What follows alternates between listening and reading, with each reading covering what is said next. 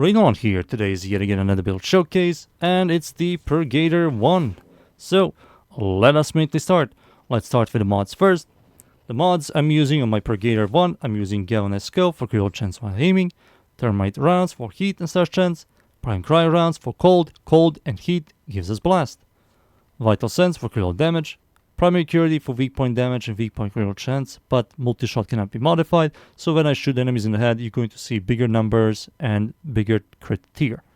Hammer Shot for critical damage and slash chance, Semi-Rifle Cannonade for locking my fire rate, increases my damage and gives me 1.5 punch through, which is solid. If you want to use something else, you can use like a Bane mod, that's also fine. You can also use bladed rounds, that's also like solid.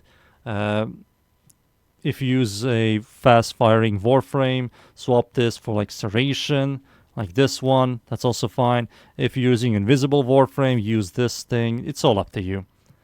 Rifle Elementalist, which is the last mod, gives me plus 9% stats damage.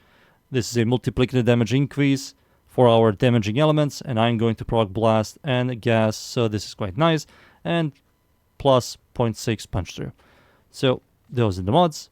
For the Axel's Weapon Adapted Slot mods, I will highly recommend for you to go is Vigilant Supplies to enhance your crits and also ammo economy. This mod is, in my opinion, a must-have.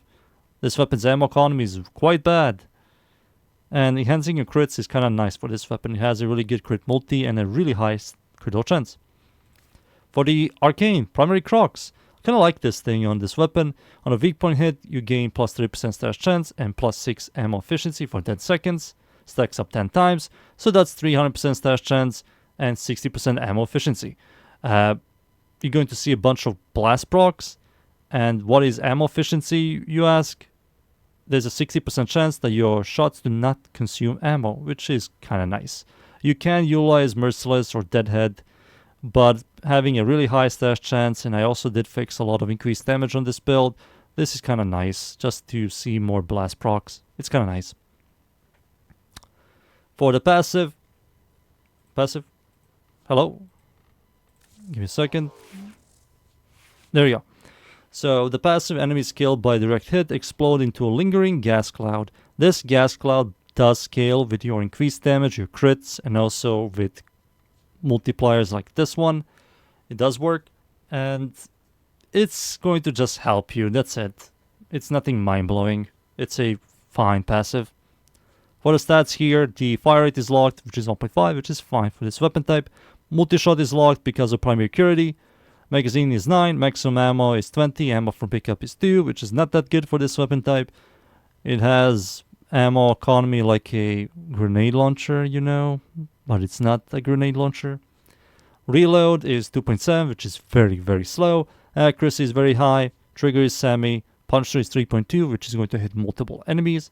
Rivet Vision is quite bad. Ignore it. Critical chance is really, really good. Crit multi is above average, which is solid. Star chance is below average, but I have this, which is going to be absolutely fine. And total damage is quite good. So those are the stats, the passive, the mods, the arcane, and I think it's time for me to show you this weapon in game. I'm only going to use Ember and this weapon, no secondary, no melee, no sentinel dog or cat, just Ember and this. That's it. So, let's start. And we are finally in. I'm up against the corrupted enemies at the Void, Steel Path of course. Come on. Oh my god, dude, they're small heads. It's survival at the Void. The map is called Mod. I'm going to show this weapon here.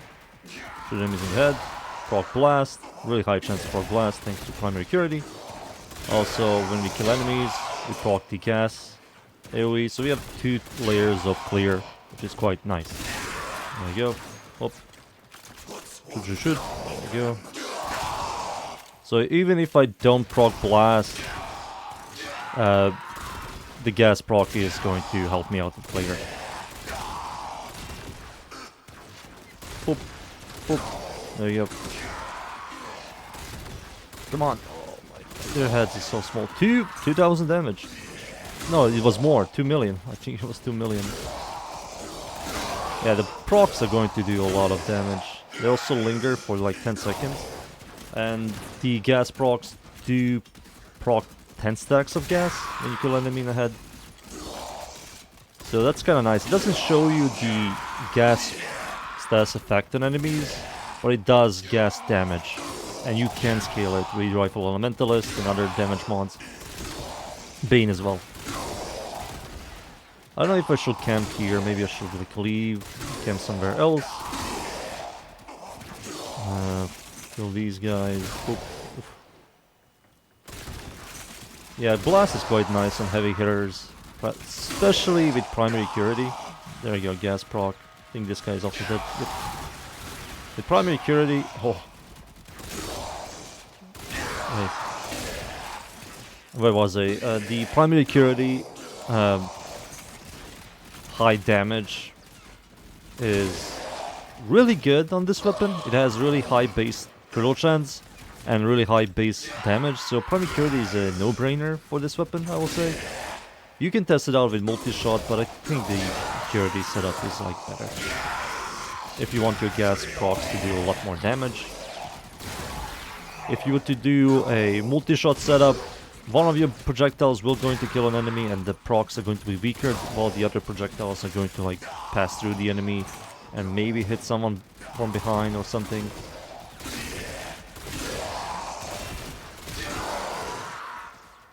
Puncher proc. I want my blast proc, please. No puncher, blast. Why the hell is this thing a... It just makes no sense. It's a slug shotgun that says it's a grenade launcher that uses rifle mods.